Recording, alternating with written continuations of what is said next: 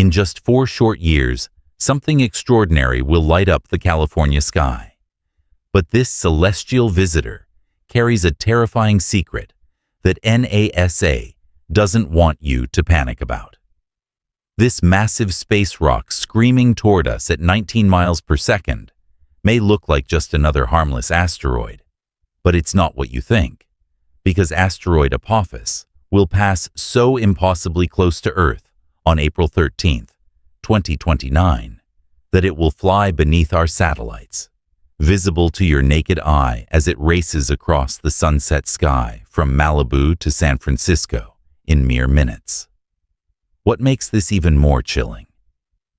Scientists have discovered that Apophis is slowly drifting off course due to invisible forces in space, and there's a narrow window in space, just 2,000 feet wide, that could turn this spectacular light show into humanity's worst nightmare. Right now, in laboratories across California, from JPL in Pasadena to the massive radar dishes hidden in the Mojave Desert, our planet's most brilliant minds are tracking every tumble, every wobble, every microscopic change in this cosmic bullet's trajectory, because they know something most people don't. We're living through the most dangerous asteroid encounter in recorded human history, and California is ground zero for both the science that could save us and the potential impact zone that could change everything. If the mysteries that keep scientists awake at 3 a.m. fascinate you as much as they terrify you, welcome to the Sleep Lab, where we explore the thin line between groundbreaking discovery and existential dread. Subscribe now and hit that notification bell, because some truths are too important to miss, even if they cost you a night's sleep. Chapter 1. The 2029 Visitor Picture. You're standing on Manhattan Beach in Los Angeles, watching the sunset paint the Pacific sky in brilliant oranges and purples.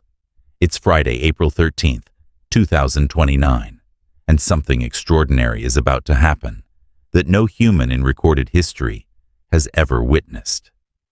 As the last light fades and the first stars begin to appear, a new point of light suddenly materializes in the constellation Perseus. Except this star is moving.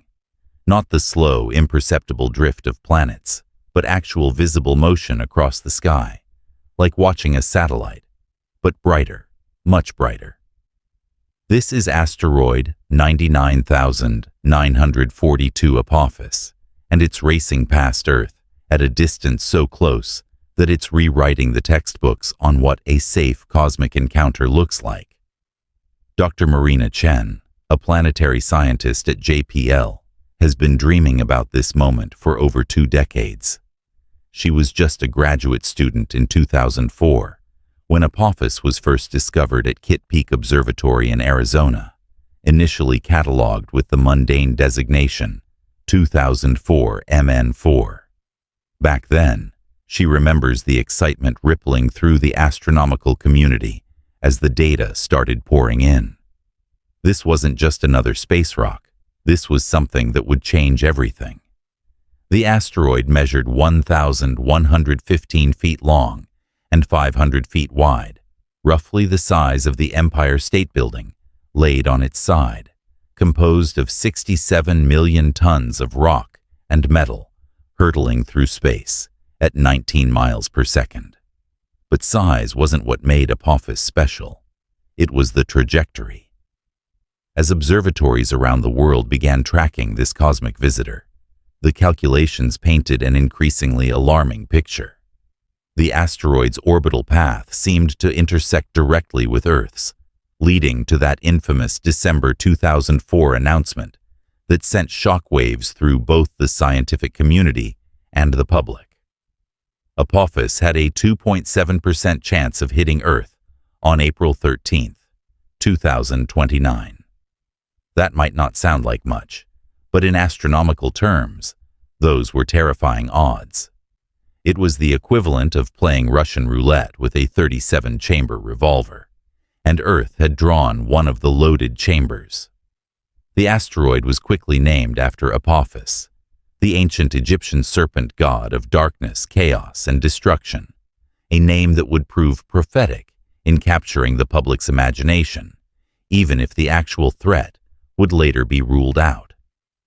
For a brief, terrifying period, Apophis achieved something no space object had ever done before. It reached level 4 on the Torino Impact Hazard Scale, the highest rating ever recorded. To put that in perspective, level 0 means no threat, level 10 means global catastrophe, and everything in between represents increasing levels of regional to global destruction. Apophis had earned its terrifying reputation. The media response was immediate and intense. Cable news networks ran countdown clocks, documentaries explored impact scenarios, and suddenly, everyone was asking the same question. What would happen if this thing actually hit us?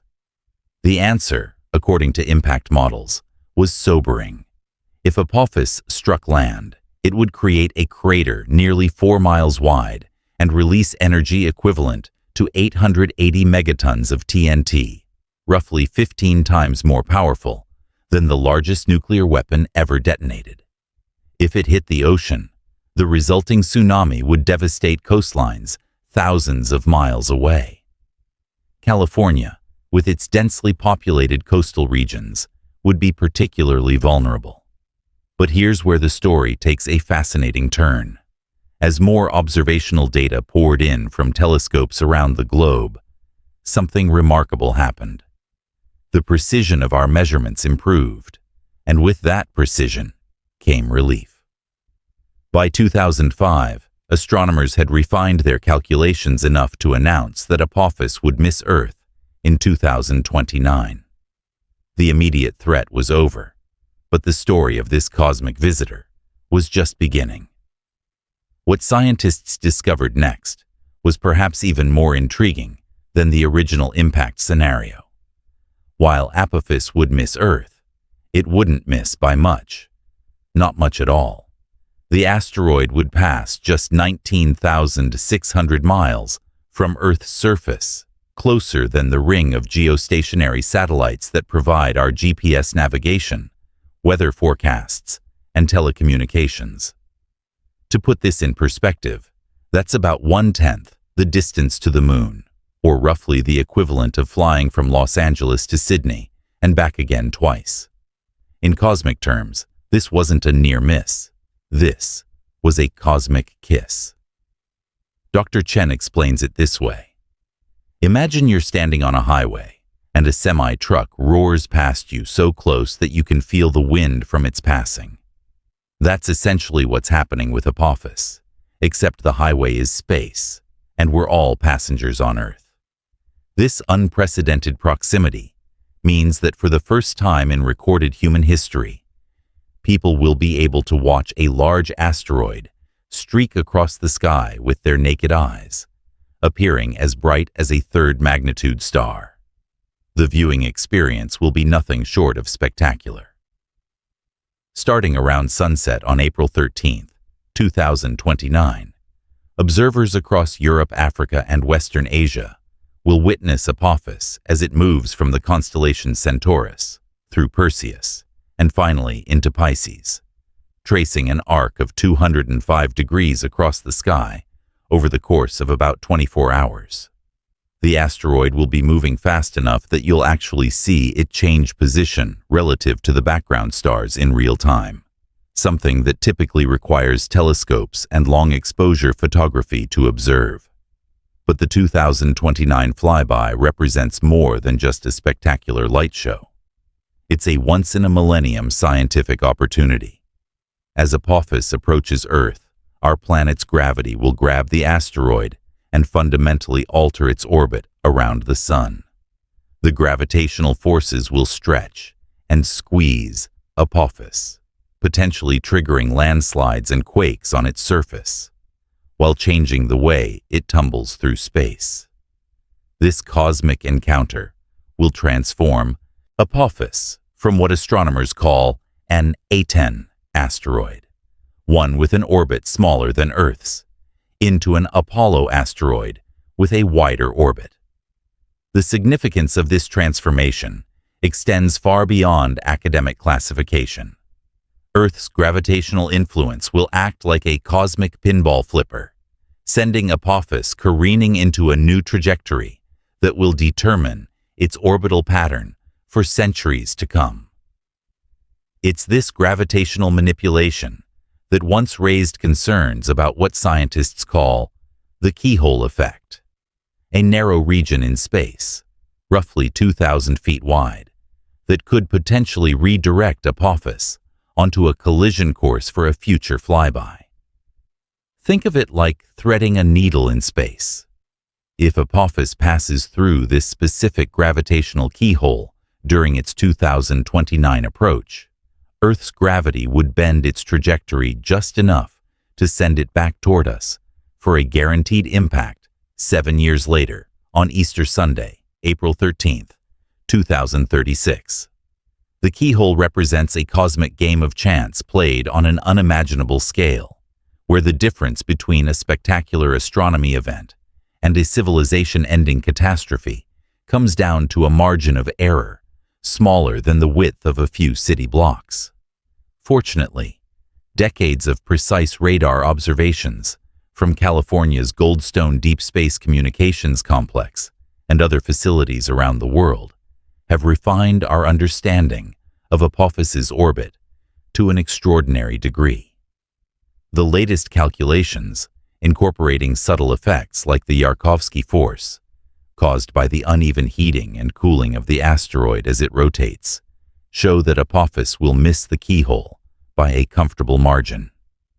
The asteroid was officially removed from NASA's risk list in March 2021, with no possibility of Earth impact for at least 100 years. Yet the 2029 encounter remains significant for reasons that extend far beyond the immediate spectacle. This event represents humanity's graduation exam in planetary defense, our first real-world test of how well we can track, predict, and understand the behavior of potentially hazardous asteroids. Every measurement, every calculation, and every observation of Apophis serves as validation of the detection and tracking systems that stand guard over our planet. As that Friday the 13th in April 2029 approaches, California will find itself at the center of this cosmic drama. The state's world-class observatories, research institutions, and aerospace companies are already preparing for what promises to be the most thoroughly documented asteroid flyby in human history. From the beaches of Malibu to the deserts of Mojave, Californians will have front-row seats to witness a reminder of our planet's place in a dynamic, sometimes dangerous cosmos, and our growing ability to understand and navigate the celestial traffic that surrounds us. Chapter 2. When Close Becomes Catastrophic Doctor. Marina Santos stares at her computer screen in the sterile quiet of NASA's Jet Propulsion Laboratory at 2:47 a.m.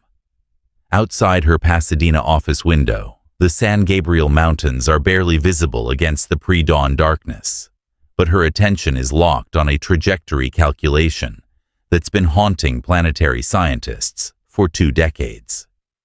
She's running the numbers for the 1,000th time, because what she's looking at defies everything we think we know about cosmic near misses. The calculation is simple, terrifying, and precise. A gravitational keyhole, just 600 meters wide, roughly the length of 6 football fields, floating in space like an invisible trapdoor. If asteroid Apophis passes through this narrow corridor during its 2029 flyby, Earth's gravity will grab it, bend its path, and send it screaming back toward us like a cosmic boomerang, set to return exactly 7 years later, on April 13th, 2036. The numbers are exact, Santos whispers to her empty office, double-checking the orbital mechanics one more time.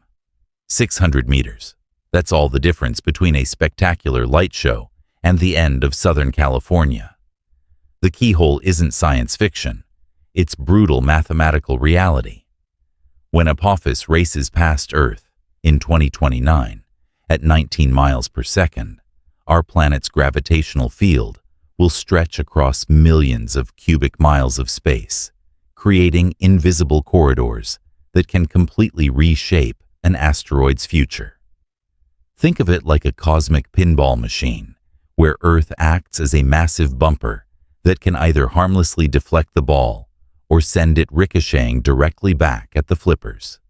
But here's what makes the keyhole concept so uniquely terrifying for California residents. The precision required is almost impossibly small, yet the consequences are absolutely massive. Apophis could miss the keyhole by a single mile, a cosmic hair's breadth, and sail safely into deep space, never to threaten Earth again. But if it threads that 600-meter needle with surgical precision, the gravitational slingshot effect will bend its trajectory by exactly the right amount to guarantee a direct hit 7 years later.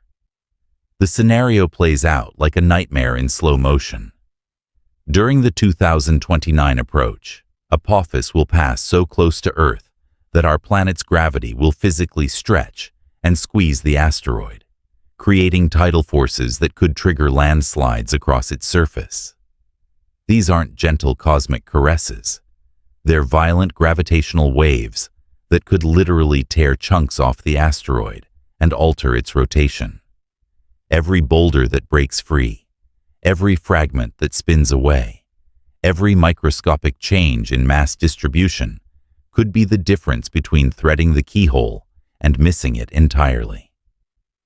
Santos pulls up the impact projections for 2036, and the data makes her stomach clench. If Apophis does pass through the keyhole in 2029, the 2036 impact wouldn't be a glancing blow or a grazing impact. The gravitational slingshot would accelerate the asteroid and aim it with devastating precision directly at the California coast. The impact calculations show a potential ground zero somewhere between Santa Barbara and San Diego, with the exact location depending on minute orbital variations that won't be known until mere hours before impact. The blast would release energy equivalent to 880 megatons of TNT, roughly 50 times more powerful than the largest nuclear weapon ever detonated. The initial fireball would vaporize everything within a 40-mile radius, reaching temperatures of 10,000 degrees Celsius and creating a flash visible from Las Vegas to Phoenix. But the fireball would only be the beginning. The shockwave would flatten buildings from San Francisco to Tijuana, traveling at twice the speed of sound and carrying hurricane-force winds loaded with superheated debris. Glass would melt in Sacramento. Cars would spontaneously ignite in Phoenix. The thermal pulse alone would trigger massive wildfires across 7 states, turning the entire Southwest into an inferno that would burn for months. But California's unique geography makes the situation even more catastrophic. An ocean impact near the coast would trigger tsunamis that would make the 2004 Indian Ocean disaster look like a gentle wave. The asteroid would punch through 10,000 feet of ocean and crater the seafloor, displacing billions of tons of water that would race toward shore at 400 miles per hour. Every coastal city from Seattle to Ensenada would face walls of water over 150 feet high, arriving with less than 30 minutes of warning. The Silicon Valley tech companies that power the global economy would be erased in minutes. The Port of Los Angeles, through which 40% of America's imported goods flow, would simply cease to exist. Hollywood, Disneyland, countless universities, millions of homes, all swept away by a cosmic accident that began with a space rock passing through an area smaller than a shopping mall. Santos looks at her watch. 3:15 a.m. In 5 hours, commuters will flood Interstate 405, completely unaware that their daily traffic jams occur along a potential ground zero. School children will board buses in Orange County, not knowing they live in the bullseye of humanity's most precisely calculated nightmare scenario. Surfers will paddle out at Malibu, riding waves above an ocean floor that could become the site of the most violent explosion in recorded human history. The keyhole effect represents something uniquely terrifying in the realm of cosmic threats: inevitability, wrapped in uncertainty. Unlike other asteroid impacts that depend on random chance and chaotic orbital mechanics, the keyhole creates a deterministic pathway to destruction. If Apophis passes through that 600-meter window, there's no maybe, no probability calculations, no room for hope. The laws of physics guarantee impact with the precision of a Swiss watch. Current tracking data suggests Apophis will miss the keyhole by several miles, but several miles in astronomical terms is barely outside the margin of error. The asteroid is subject to the Yarkovsky effect, the gentle push of solar radiation heating one side of its surface, which creates tiny but accumulating changes in its orbit.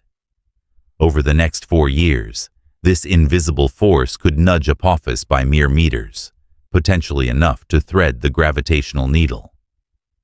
Santos saves her calculations and leans back in her chair, staring out at the mountains that could become part of the blast zone if her worst-case scenarios prove correct. Somewhere out there in the darkness, 40 million Californians are sleeping peacefully, trusting that scientists like her have everything under control. The weight of that trust feels heavier than the asteroid itself. The cruel irony of the keyhole effect is that it transforms Apophis's closest approach. The very event that astronomers promise will be safe and spectacular, into the moment of maximum danger.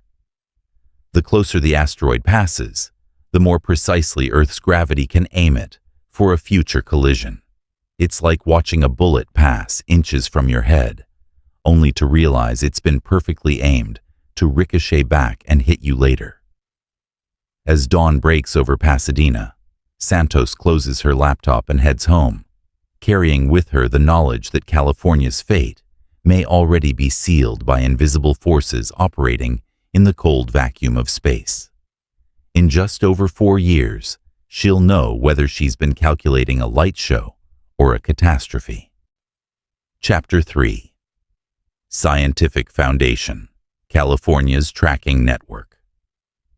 On a cloudless night in the California desert, electric silence hangs over the stark landscape. Behind miles of perimeter fencing and scattered satellite dishes, the vast antennas of the Goldstone Deep Space Communications Complex tilt skyward, their machinery humming quietly as they hunt for echoes from deep space. For most, Goldstone is a whisper in the Mojave, its spidery silhouettes glimpsed only from afar on lonely drives between Barstow and Death Valley.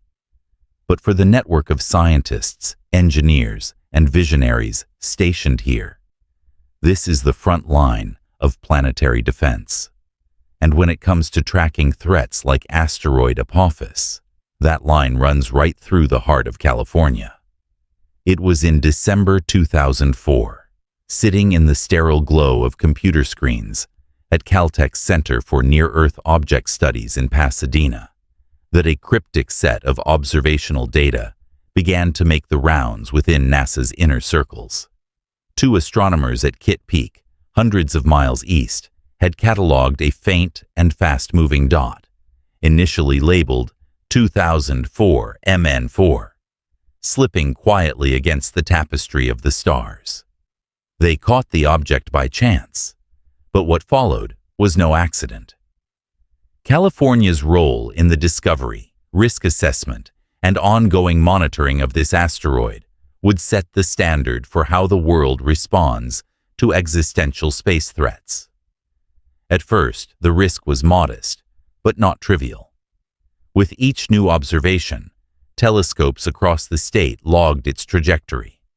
Software at JPL, operated by planetary astronomers accustomed to calculating with 1 part hope to 2 parts caution, rendered prediction after prediction.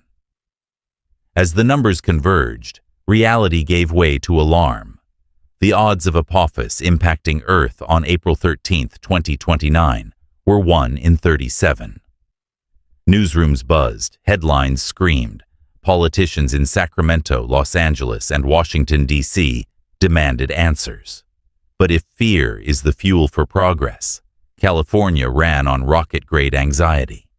Teams at Goldstone, the Palomar Observatory, and Caltech's coordination hubs took up the challenge, knowing that what they learned about Apophis would affect not just their state, but the entire planet. The foundation of California's asteroid tracking network is the seamless blend of people, place, and technology. While the Deep Space Network's sprawling dishes at Goldstone trace signals from distant spacecraft, they also perform a quieter, graver task: planetary radar. By beaming powerful radio waves toward suspected near-Earth objects, they gather data on an asteroid's speed, distance, shape, and the tiniest imperfections in its spin. This technique, pioneered in large part by NASA's Jet Propulsion Laboratory in Pasadena, has revolutionized our understanding of cosmic threats. In 2021 alone, the Goldstone Planetary Radar observed its 374th asteroid, each one a potential threat, each one slightly less mysterious because of California's vigilance. But the radar net is only the beginning. Telescope arrays such as those at Palomar and atop Mount Hamilton, operated by the University of California's Lick Observatory, join the global effort, their glass eyes watching for the faintest glimmer of reflected sunlight as objects rocket across the sky. When Apophis was first flagged, they tracked it obsessively, providing the independent confirmation needed to refine its orbit.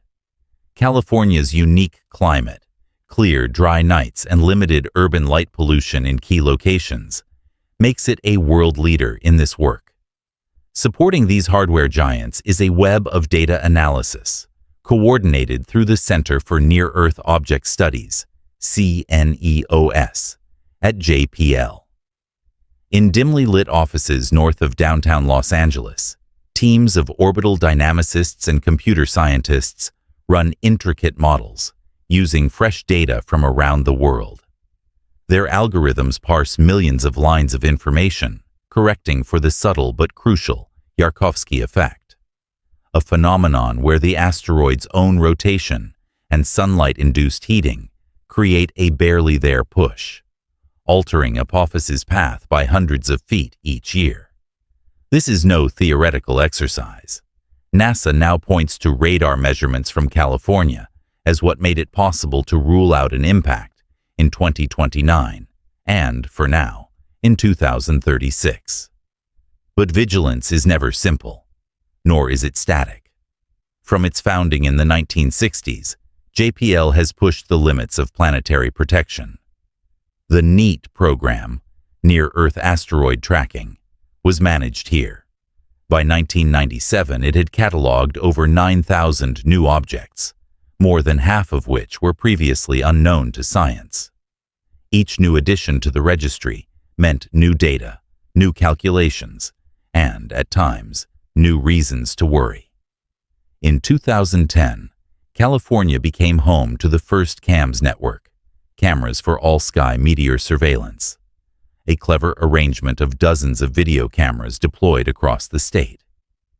Each station, from the Central Valley to the Sierra foothills, collectively records meteors and other visitors as they streak across the night sky.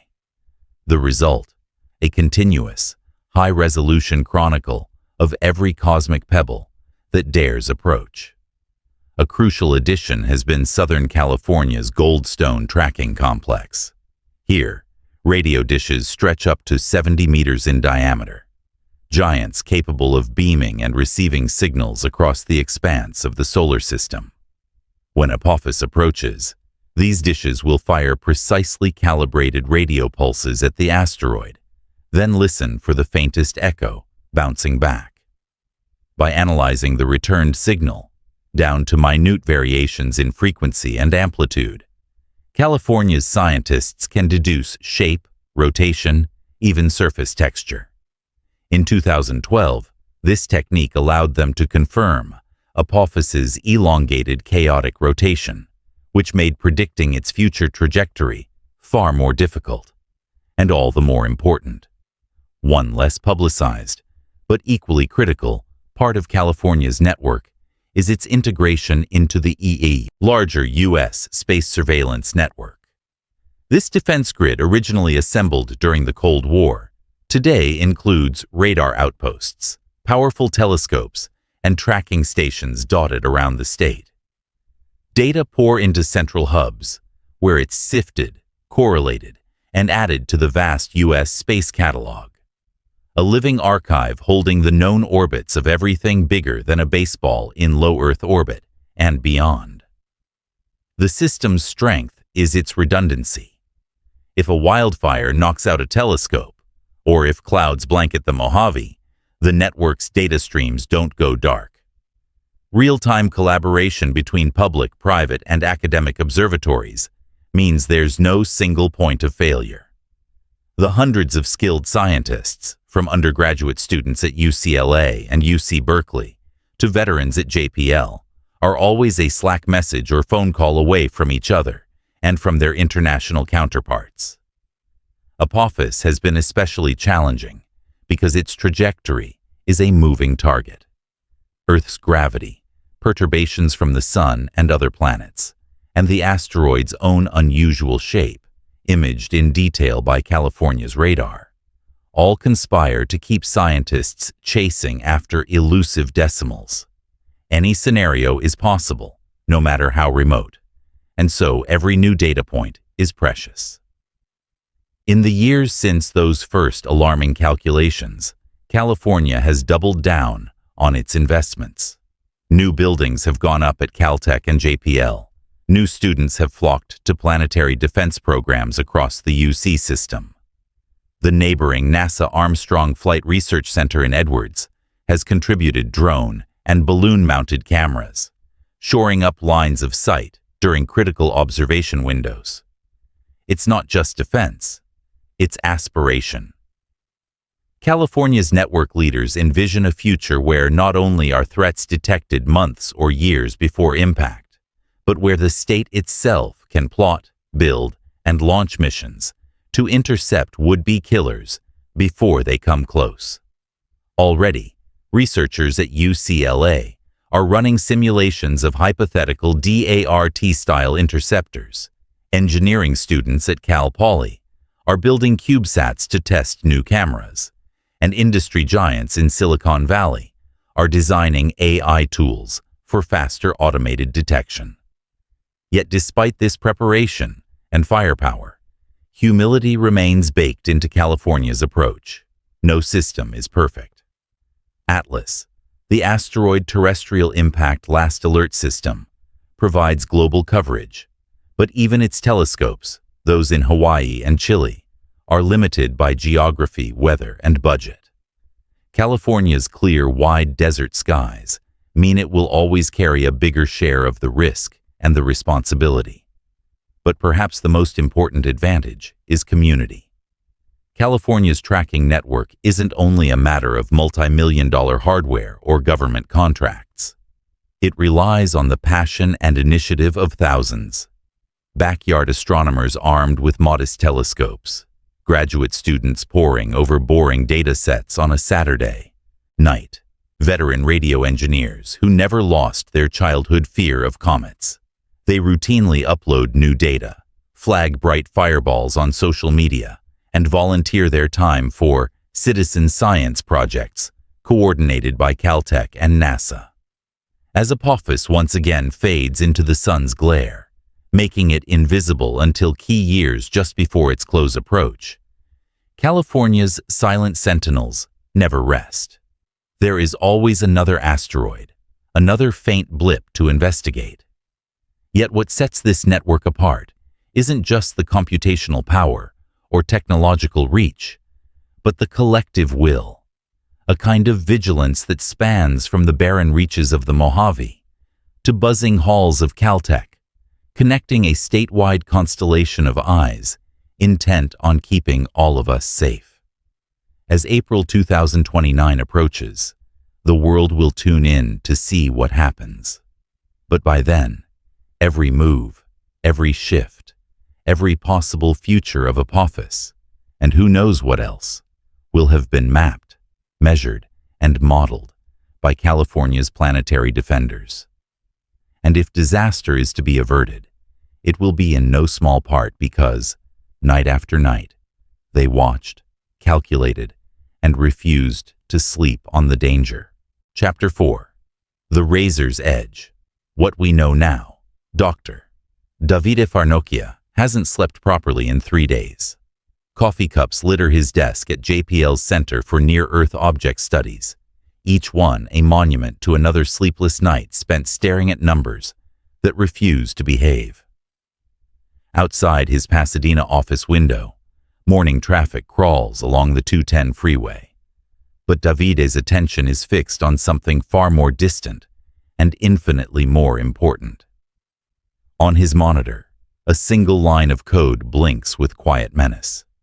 Apophis orbital deviation, plus 0.000847 degrees. To most people, that number would be meaningless, a decimal point followed by zeros and a tiny fraction that wouldn't register on any human scale. But Davide knows better. In the mathematics of orbital mechanics, microscopic changes can become catastrophic differences given enough time and distance. Still chasing ghosts in the data? Asks Dr. Amy Mainzer as she peers over his shoulder. She's just returned from a briefing with NASA administrators, where she had to explain why humanity's most sophisticated asteroid tracking network can't provide a simple yes or no answer about whether they're all going to die. Not ghosts, David replies, rubbing his eyes. Shadows.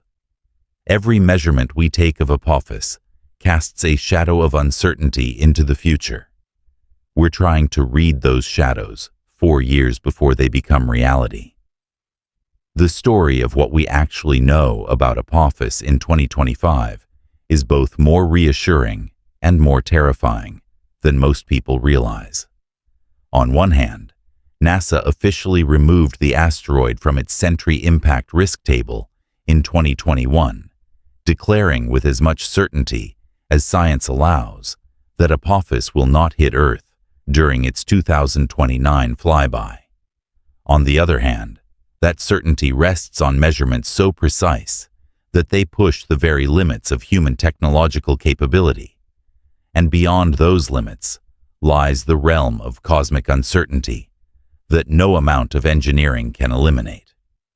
The mathematics are simultaneously simple and impossibly complex. Apophis will pass Earth at a distance of approximately 19,684 miles.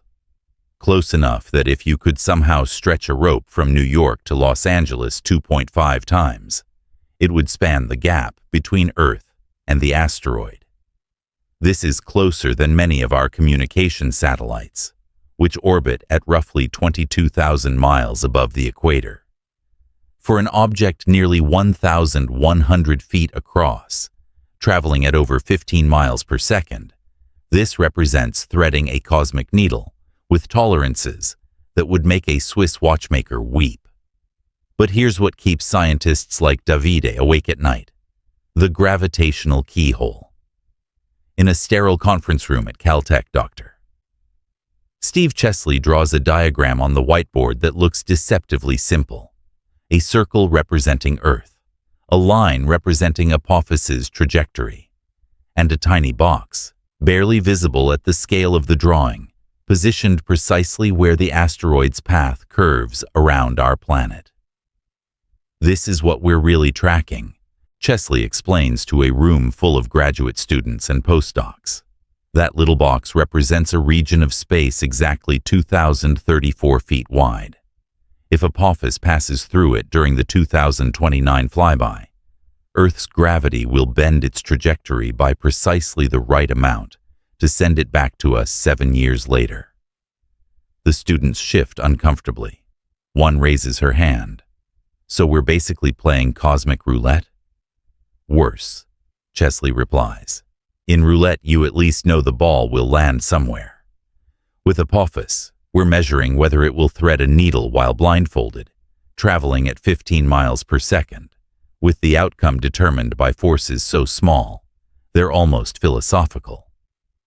The most recent calculations, updated as recently as March 2025, show Apophis will miss the keyhole by approximately 4,900 miles.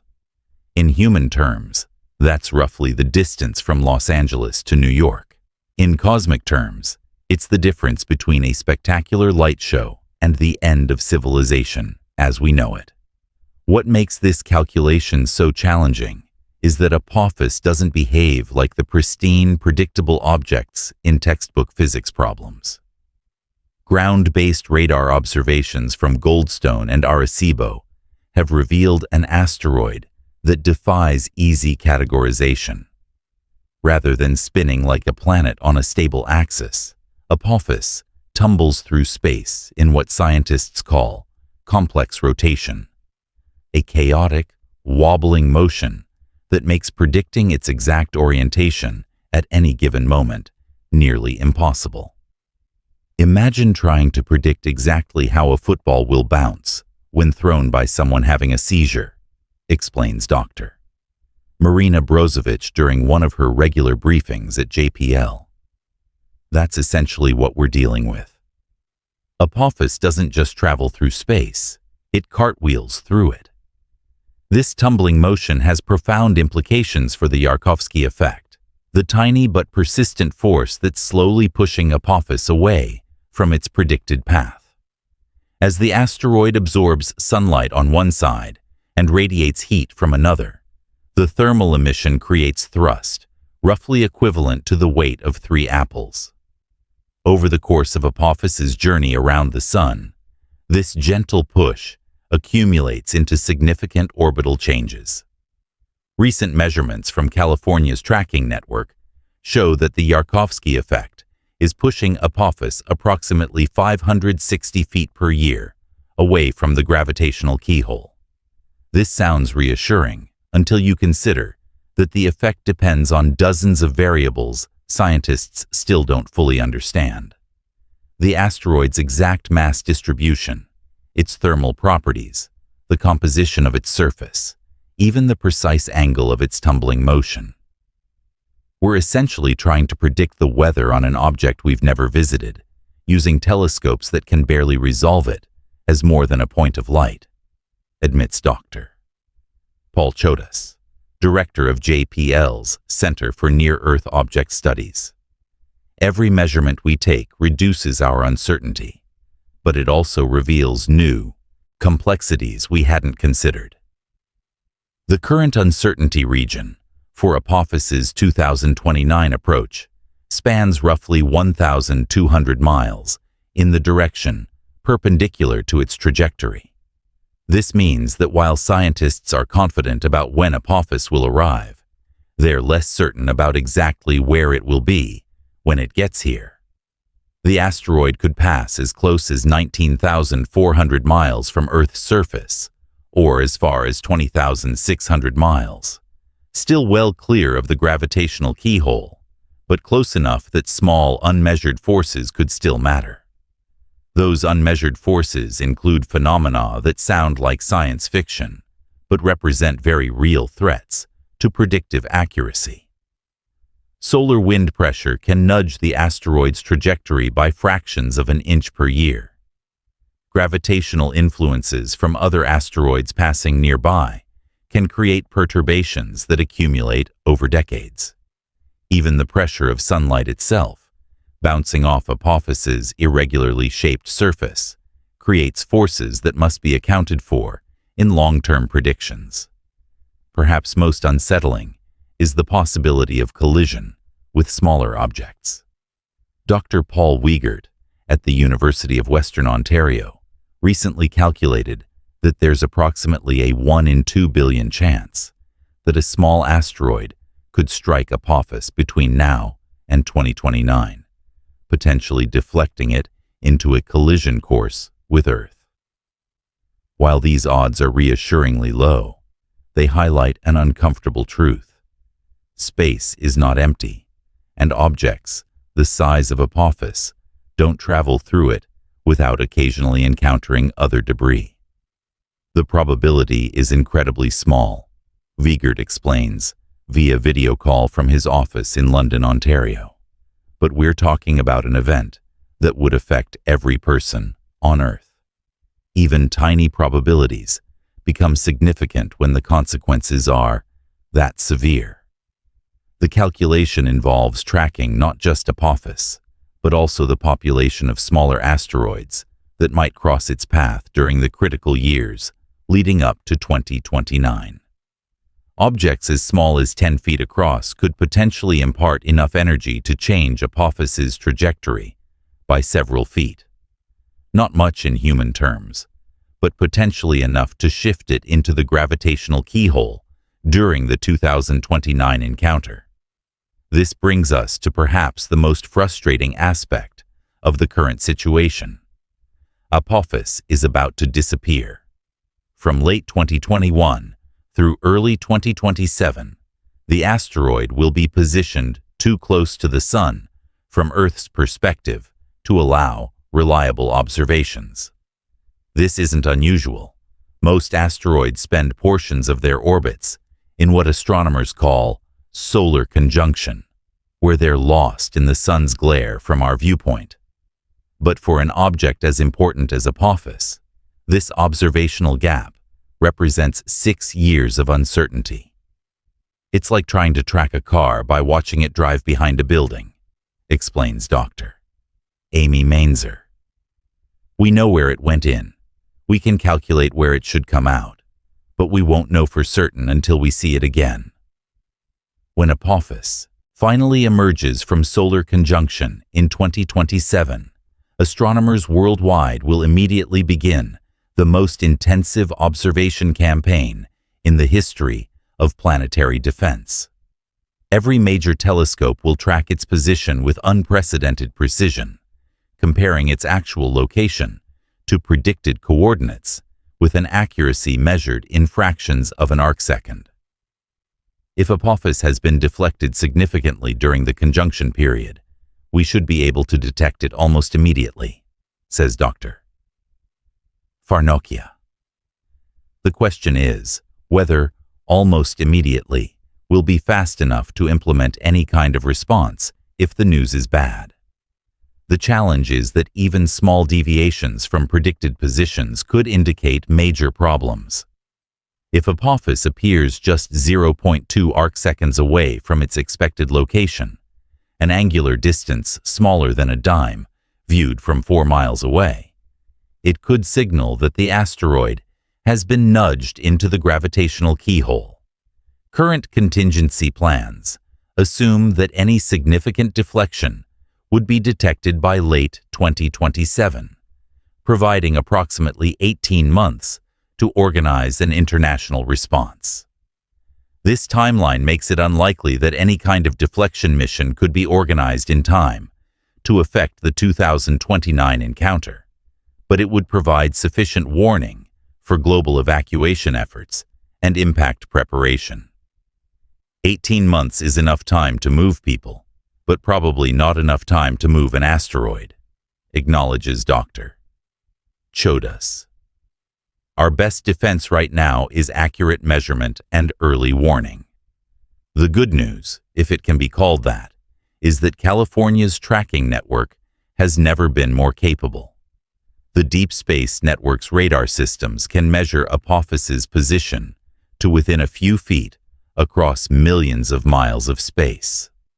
The Center for Near-Earth Object Studies has access to computational resources that can model gravitational influences from every known object in the solar system. International cooperation has reached levels that would have been unimaginable during the Cold War era.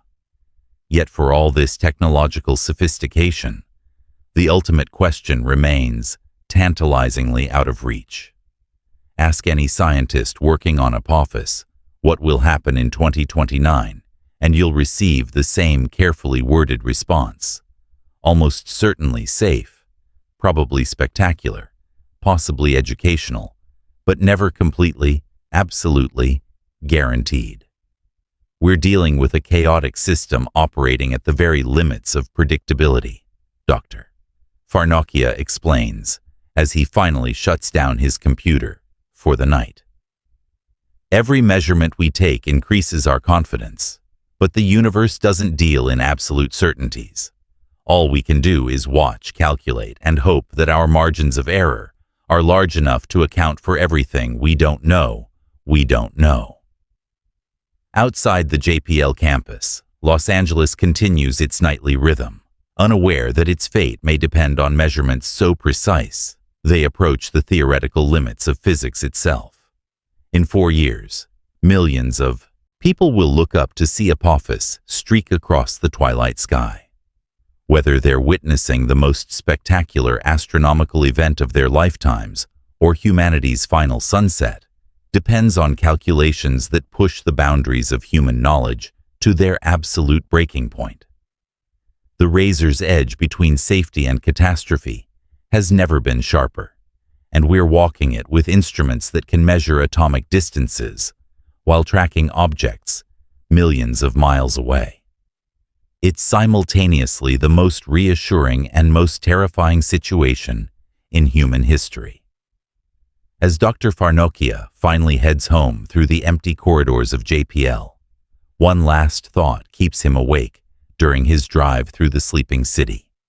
Somewhere above the California sky, invisible in the sun's glare, a mountain of rock and metal continues its ancient dance around the solar system, indifferent to human calculations and utterly unaware that its slightest deviation could change everything. In 2027, when it emerges from behind the sun, we'll finally know if our mathematics were precise enough to predict the future, or if the universe still has surprises in store for the species that dared to calculate its way to safety. Chapter 5. Historical Context. California's Cosmic History. Professor Sarah Chen kicks at the charcoal black layer of sediment exposed in the cliff face, watching fragments crumble into the Pacific waves 200 feet below. She's standing on a windswept bluff near Half Moon Bay, examining what most hikers would dismiss as just another dark streak in the rock. But Chen knows better. This thin band of carbon-rich material, barely 3 inches thick, represents one of the most catastrophic events in California's ancient history, and a chilling preview of what could happen again. This is the Younger Dryas boundary layer, she explains to her graduate students, pointing to the distinctive black band that runs like a scar through the coastal cliffs. 12,800 years ago, something happened here that makes our worst earthquake nightmares look like a gentle tremor. Something that turned thriving ecosystems into frozen wastelands overnight and erased an entire civilization from the archaeological record. The students lean closer, squinting at what appears to be ordinary dirt. They can't see what Chen sees: the microscopic diamonds, the spherules of melted rock, the concentrations of rare metals that exist nowhere else on Earth except in this mysterious layer. Evidence of an impact so devastating, it reset human civilization and plunged the planet into an ice age that lasted over 1,000 years. California's cosmic history stretches back billions of years, written in layers of rock, asteroid craters, and the remains of creatures that witnessed impacts beyond imagination. But it's the recent past, the last few thousand years of near misses and narrow escapes, that offers the most urgent lessons for residents watching Apophis approach in 2029. The Younger Dryas event represents the most recent major impact to affect California. Around 12,800 years ago, a fragmented comet, estimated to be nearly 60 miles wide, broke apart and bombarded North America with devastating results. The evidence lies buried across 4 continents, but some of the clearest proof comes from California's coastal bluffs and Central Valley sediments. Dr. James Kennett, a paleoceanographer at UC Santa Barbara, has spent decades studying this boundary layer. In his laboratory overlooking the Pacific, he shows visitors tiny glass beads extracted from California soil, spherules created when the impact flash melted everything within hundreds of miles. These aren't just rocks, Kennett explains, holding up a sample under a microscope. This is California's coastline, turned to glass in a fraction of a second. The temperatures required to create these formations exceed anything we see in nature except during nuclear explosions or asteroid impacts. The spherules tell a story of unimaginable violence. Analysis reveals they contain material from both terrestrial rock and extraterrestrial sources, fused together at temperatures exceeding 2,000 degrees Celsius. Across California, from the redwood forests to the Mojave Desert, this same signature appears in sediment cores, evidence that the entire state was bathed in superheated debris raining from the sky. But the spherules were just the beginning. The impacts triggered massive wildfires that swept across North America. In California's sediment record, researchers find thick layers of charcoal dating to exactly 12,800 years ago. Tree ring data from bristlecone pines in the White Mountains shows that survivors struggled through decades of shortened growing seasons as ash and debris blocked sunlight. The fires burned everything, says Dr. Michael Waters, an archaeologist from Texas A&M, who has studied Younger Dryas sites throughout California. Entire forests, grasslands, even wetland areas, nothing escaped. The archaeological record shows that human populations in California dropped by over 90% in the centuries following the impact. The human cost was staggering. California was home to thriving Paleo-Indian cultures that had lived sustainably for thousands of years. These were sophisticated societies that had developed unique tools, art, and hunting techniques perfectly adapted to the diverse California landscape. The Younger Dryas impact erased them almost completely. Archaeological sites from this period tell a story of sudden abandonment. At locations throughout the Central Valley and along the coast, excavations reveal Paleo-Indian camps where daily life simply stopped. Tools were left mid-manufacture, hearths abandoned with meals half-cooked, hunting camps deserted with spear points scattered on the ground. It's like everyone just vanished, Waters explains during a tour of a dig site near Fresno. One layer shows a thriving settlement with evidence of successful hunts, food processing, tool making.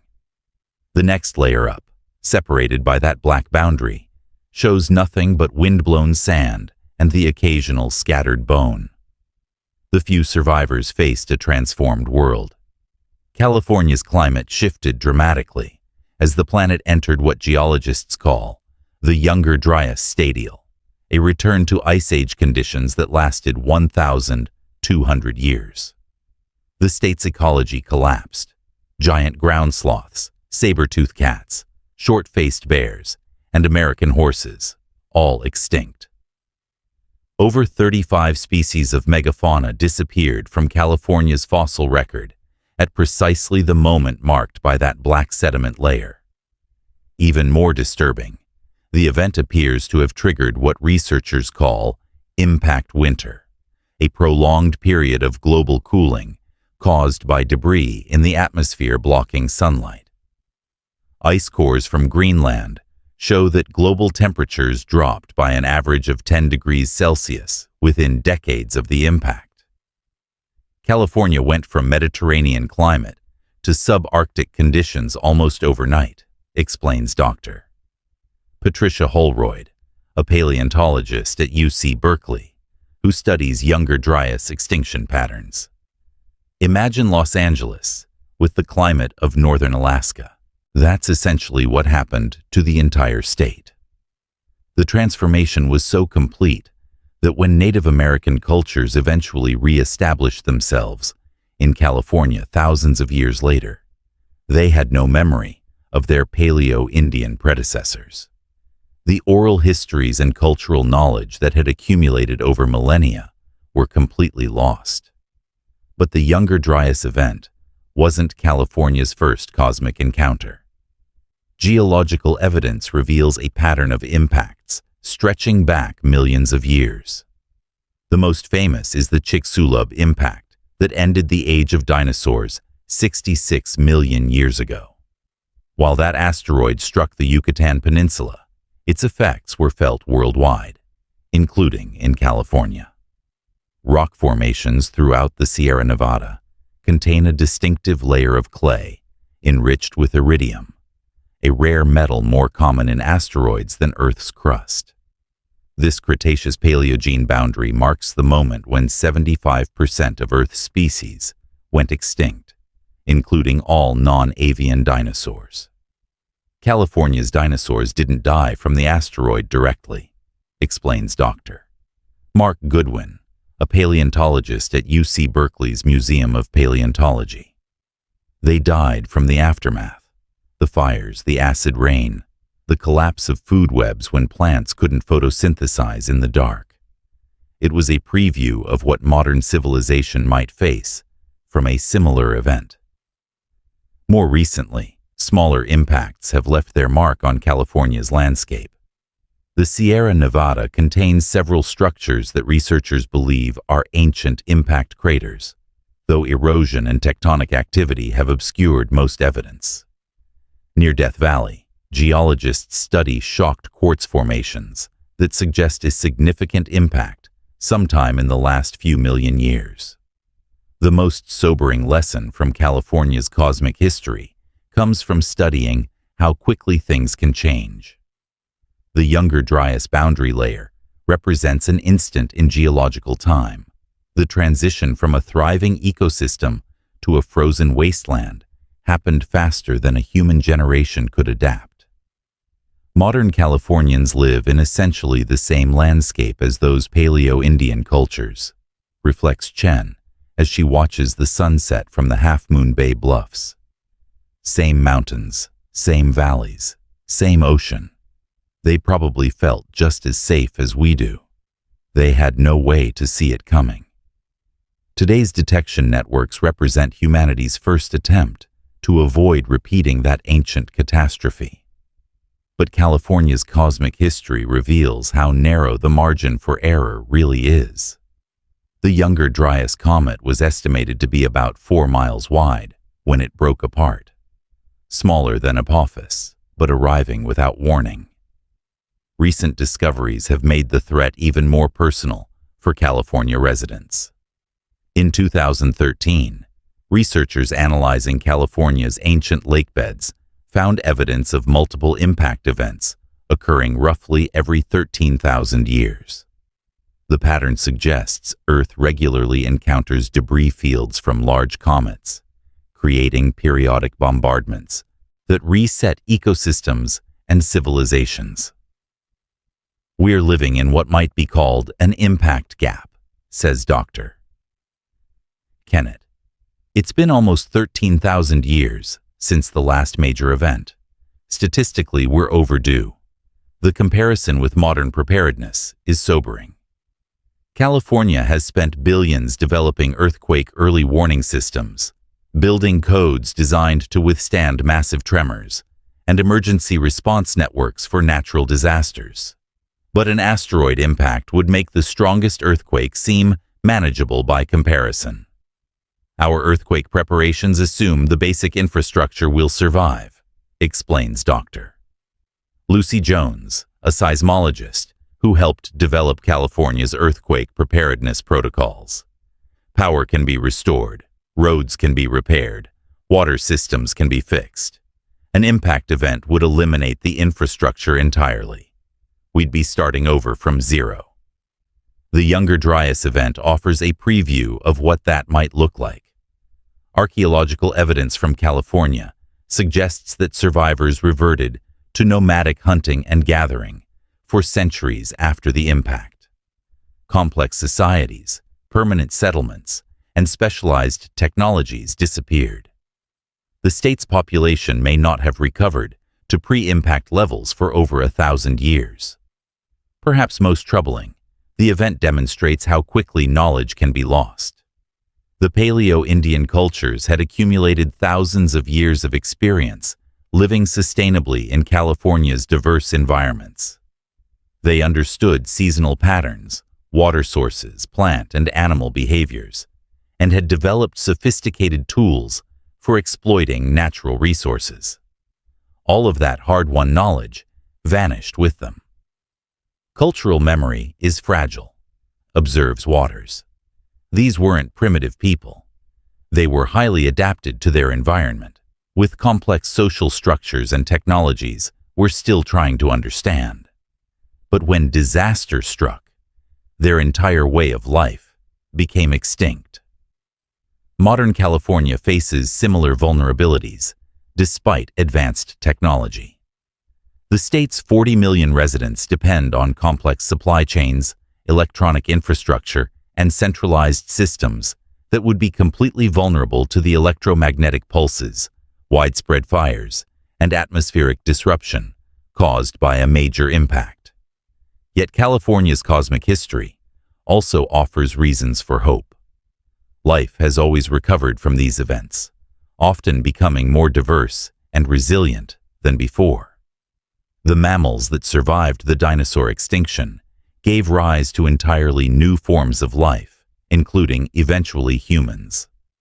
The Native American cultures that flourished in California after the Younger Dryas event created some of the most sustainable and successful societies in North America. Impacts are part of Earth's natural cycle, reflects Holroyd, as she examines fossil specimens in her Berkeley laboratory. They clear the stage for new evolutionary experiments. The question isn't whether life will survive the next major impact. It's whether human civilization as we know it will survive. Standing on those Half-Moon Bay bluffs, looking out at the Pacific where Apophis will streak across the sky in 2029, it's impossible to ignore the lessons written in California's rocks. The thin black layer beneath Chen's feet represents both a warning and a promise that catastrophe is always possible, but survival is too. The difference between the Paleo-Indians and modern Californians isn't intelligence or technology, it's knowledge. For the first time in planetary history, a species can see disaster coming and potentially do something about it. Whether that knowledge will be enough remains to be seen. But as Apophis approaches, carrying with it echoes of every cosmic impact in California's long history, the state's residents can take some comfort in knowing they won't be caught completely off guard. Unlike their ancient predecessors, they'll be watching the sky. Chapter 6. The Future of California's Cosmic Watchdoctor. Amy Mainzer stands on the rooftop of the Caltech campus at dawn, watching the last stars fade as Los Angeles awakens below. In just 3.5 years, she knows that millions of Californians will gather on rooftops just like this one to witness something unprecedented in human history. A 1,100-foot asteroid streaking across their sky close enough to see its tumbling motion with the naked eye. But for Amy and the team at NASA's Near-Earth Object Wide Field Infrared Survey Explorer mission, April 13, 2029, represents something far more significant than a celestial spectacle. It's graduation day for California's planetary defense network. We've spent 2 decades building the most sophisticated asteroid tracking system in human history. Amy reflects as she sips her coffee and watches the city come alive. Apophis will be our final exam. Everything we've learned, every telescope we've built, every algorithm we've perfected, it all comes down to how well we can predict exactly what happens when a mountain-sized rock flies through Earth's backyard at 17,000 miles per hour. The transformation of California's role in planetary defense has been nothing short of revolutionary. What began in 2004 as a desperate scramble to understand a single threatening asteroid has evolved into the world's most comprehensive early warning system. From the radar dishes of Goldstone to the supercomputers of JPL, from the mountaintop observatories of Palomar to the classroom laboratories of UC campuses, California has become humanity's first line of defense against cosmic catastrophe. But the real test isn't just tracking Apophis, it's preparing for what comes after. Because while Apophis may have taught us how to watch the skies, it's also revealed just how much we still don't know about the thousands of other potential city killers lurking in the darkness of space. Dr. Lindley Johnson, NASA's planetary defense officer, visits California's facilities regularly to assess their readiness for the post-Apophis era. During his most recent trip to JPL, he gathered the state's leading planetary defense scientists for a sobering discussion about the future. Apophis was our wake-up call, Johnson explained to the assembled researchers. It showed us what we could accomplish when we focused all of our resources on a single object. But here's the reality check. There are approximately 25,000 near-Earth asteroids larger than 460 feet in diameter. We've only found about half of them. The other 12,500 are still out there, invisible, following trajectories we can't predict because we don't even know they exist.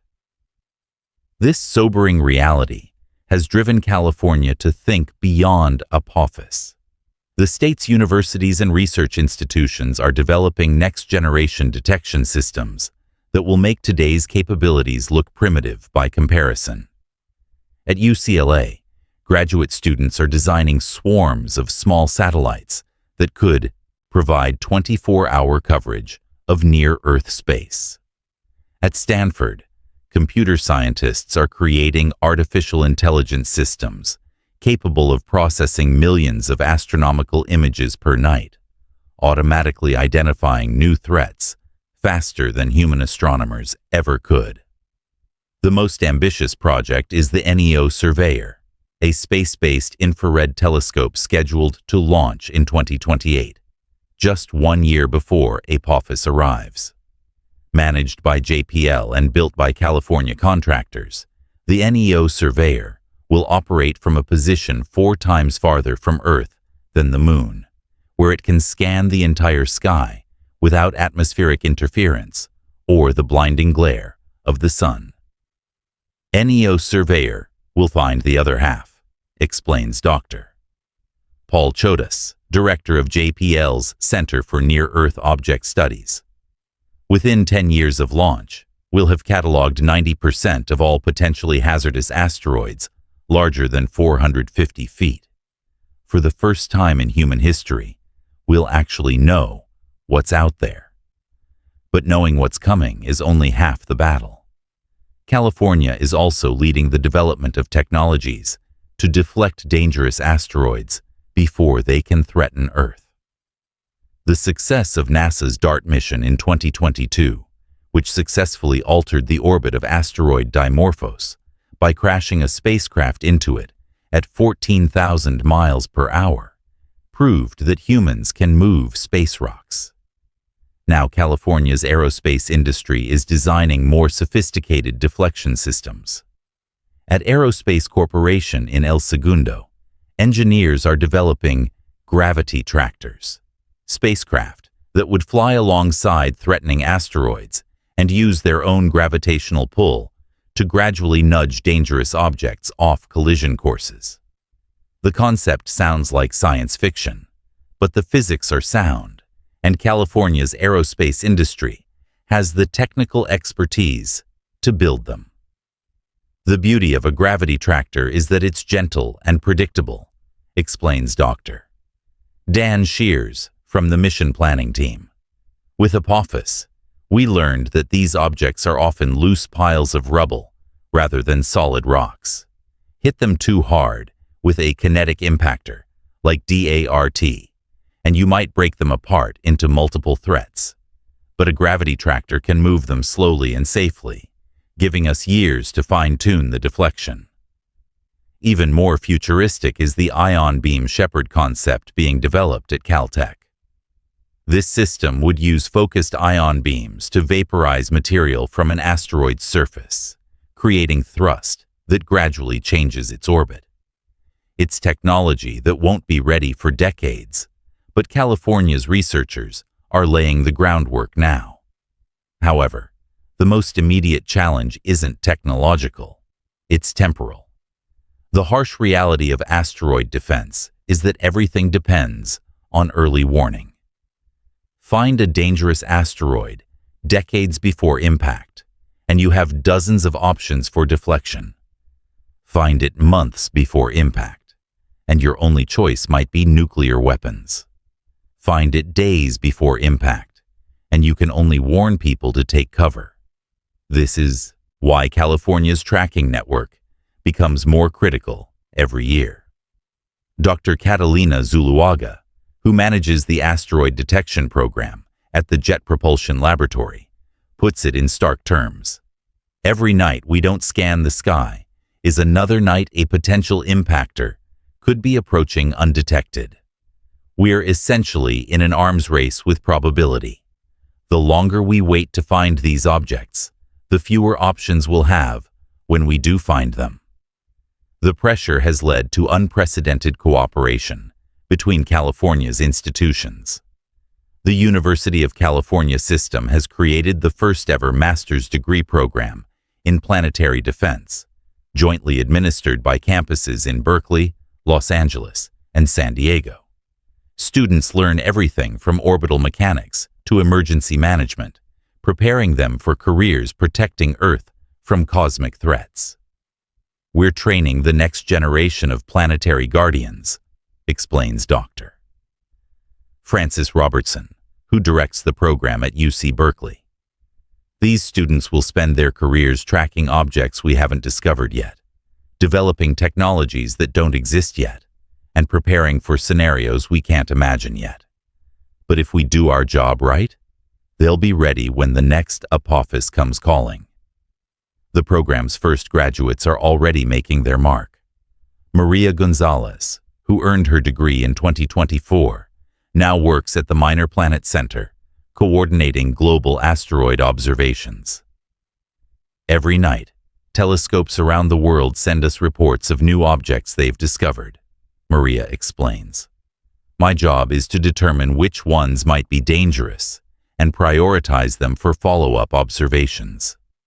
It's like being a cosmic air traffic controller, except the consequences of missing something are a bit more serious than a delayed flight.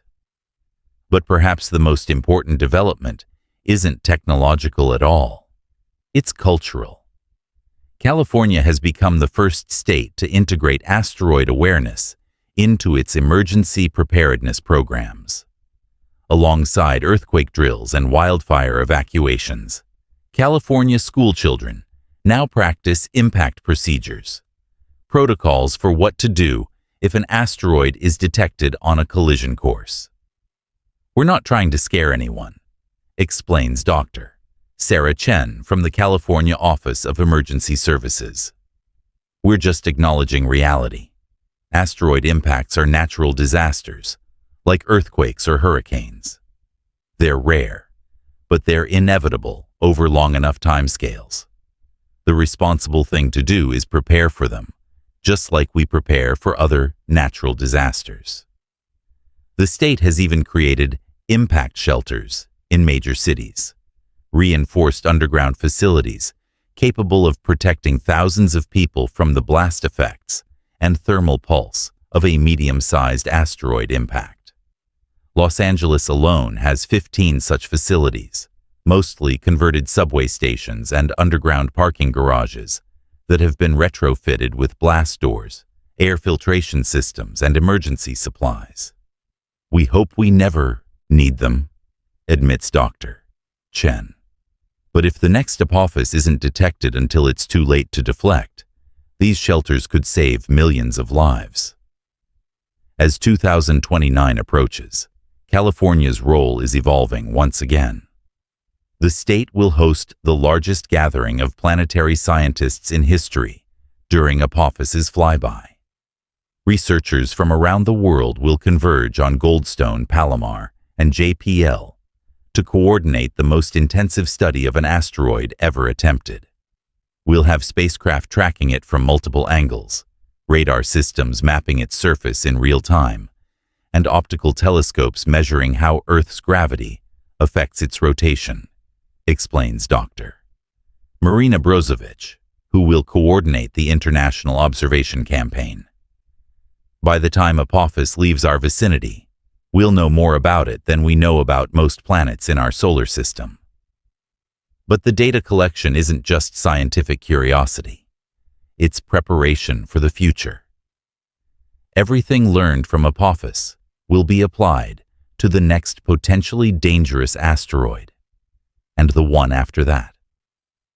California's tracking network is essentially creating a blueprint for planetary defense that will protect Earth for centuries to come. The technology is impressive, but the human element remains crucial. In observatories across California, astronomers still spend their nights hunting for faint dots moving against the background stars. At community colleges and amateur astronomy clubs, volunteers learn to identify asteroids in their backyard telescopes. Even middle school students contribute to the effort through citizen science programs that let them analyze telescope images for new discoveries. Planetary defense isn't just the job of PhD scientists at NASA, explains Dr. Richard Binzel, who frequently visits California schools to teach asteroid awareness.